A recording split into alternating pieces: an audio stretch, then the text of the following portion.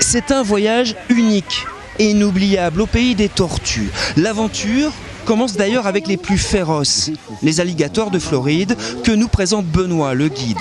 Il faut savoir qu'elle a une mâchoire extrêmement puissante, de l'ordre d'environ 450 kg de pression au centimètre carré. Donc si vous mettez vos doigts, il n'y a plus de doigts.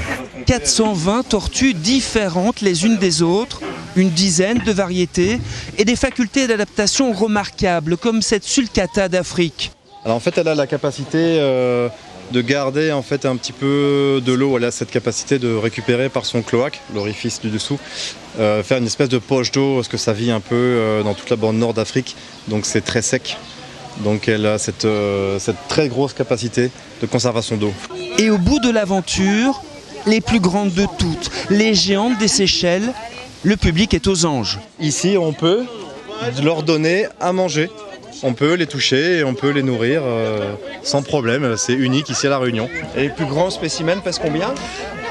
Le spécimen le plus gros ici, c'est 210 kg à peu près. Sachant que ça peut atteindre 300 max. C'est agréable, c'est sympa, c'est une découverte, vrai, que tout le monde, les gamins, tout ça, c'est super, hein, ça. Il faut les nourrir, et les feuilles il faut les donner, et les branches il faut ramener au monsieur. Pensé il y a 20 ans par Alfred Rivière, le projet du Jardin des Tortues ouvre ses carapaces au public il y a 3 ans. Le rêve de cet ancien professeur des écoles, réintroduire dans les forêts les plus grandes tortues terrestres.